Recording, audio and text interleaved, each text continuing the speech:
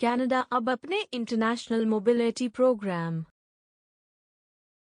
यानी IMP में एक मेजर बदलाव लाने की सोच रहा है डंडा, जिसमें कुछ स्पेसिफिक वर्क परमिट एप्लीकेंट्स के लिए मैंडेटरी थर्ड पार्टी इंग्लिश डंडा या फ्रेंच लैंग्वेज टेस्टिंग को इंट्रोड्यूस किया जाएगा।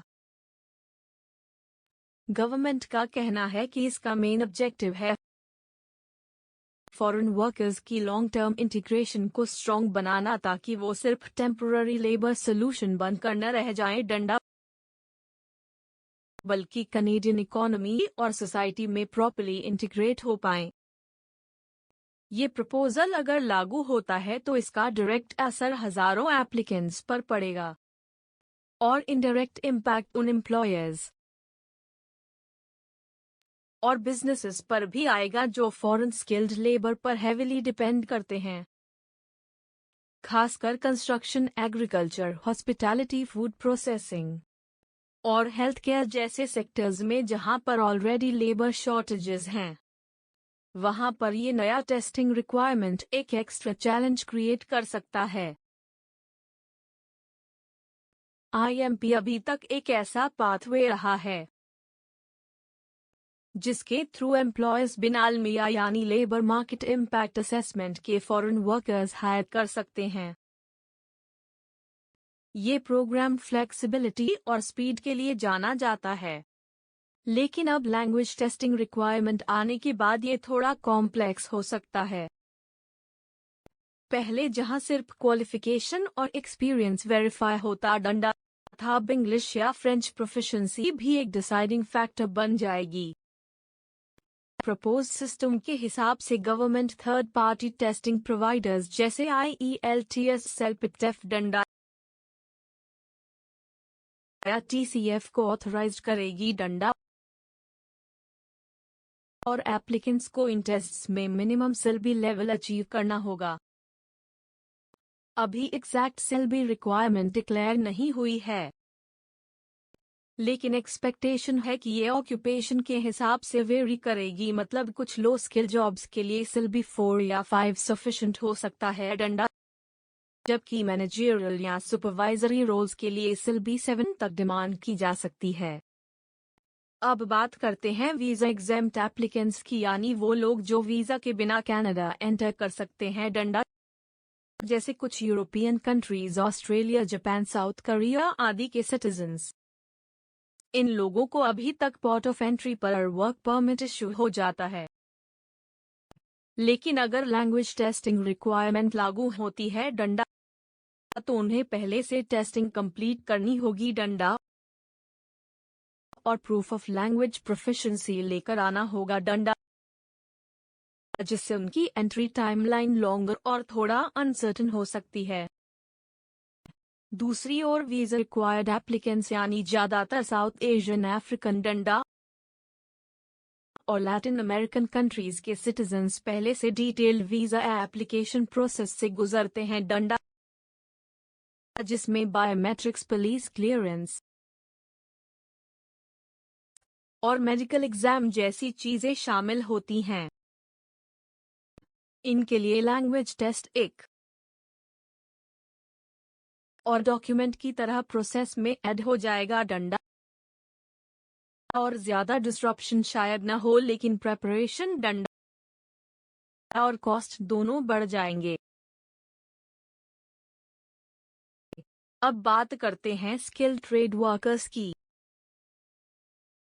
यह वो लोग हैं जिनके पास जबरदस्त प्रैक्टिकल एक्सपीरियंस होता है, जैसे welders, plumbers, heavy equipment operators, electricians, लेकिन उनकी फॉर्मल एजुकेशन या लैंग्वेज ट्रेनिंग अक्सर लिमिटेड होती है।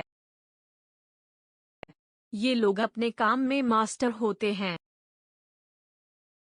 लेकिन इंग्लिश या फ्रेंच में कम्युनिकेशन उनकी स्ट्रेंथ नहीं होती। अगर लैंग्वेज प्रोफिशिएंसी मैंडेटरी हो जाती है, तो ऐसे स्किल्ड लोग कनेडियन जॉब मार्केट से बाहर हो सकते हैं, भले ही उनकी टेक्निकल एबिलिटी वर्ल्ड क्लास हो।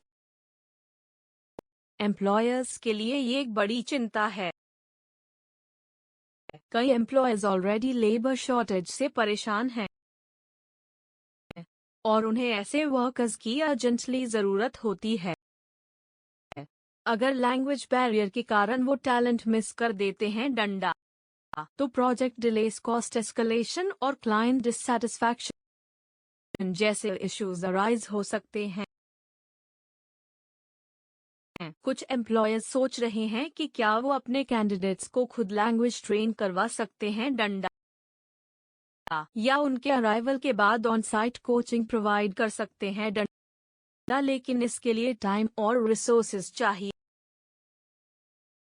इसलिए कुछ पोटेंशियल सॉल्यूशंस पर भी डिस्कशन हो रहा है। पहला सॉल्यूशन ये है डंडा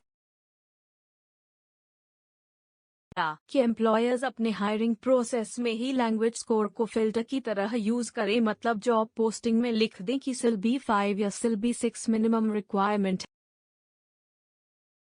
है और सिर्फ वही एप्लीकेंट्स अप्लाई करें जो ये स्कोर अचीव कर चुके हैं। इससे रिक्रूटमेंट पाइपलाइन अर्ली स्टेज पर ही स्ट्रीमलाइन हो जाएगी। दूसरा ऑप्शन है इंटरनल मोबिलिटी। कुछ कंपनीज अपने ऑलरेडी एम्प्लॉयड फॉरेन वर्कर्स को प्रमोट करने की सोच रही हैं जिनके पास वैलिड टेस्ट स्कोर्स हैं, ताकि उन्हें बिना डिले हायर पोजीशंस पर प्लेस किया जा सके। इससे रिटेंशन भी बढ़ेगा और रेगुलेटरी कंप्लायंस भी बनी रहेगी। तीसरा ऑप्शन है कि एम्प्लॉयर्स शॉर्ट टर्म एग्जेम्पशंस का यूज करें। कनाडा की इमिग्रेशन पॉलिसी में कुछ शॉर्ट ड्यूरेशन वर्क परमिट्स होते हैं जो लैंग्वेज टेस्टिंग के दायरे में नहीं आते, जैसे कि 30 डेज से कम की असाइनमेंट्स। कुछ एम्प्लॉयर्स इमरजेंसी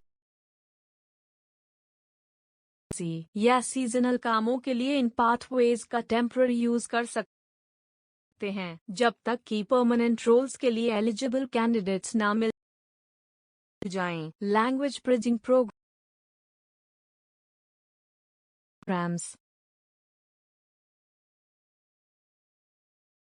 एक और आइडिया है जो प्रपोज किया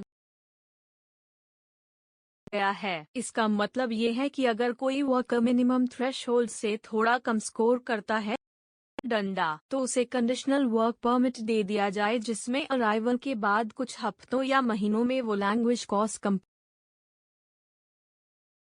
करे। इससे वर्कर को मौका मिलेगा और एम्प्लॉयर को भी उसका फायदा मिल जाएगा। अब बात करते हैं इम्प्लीमेंटेशन टाइमलाइन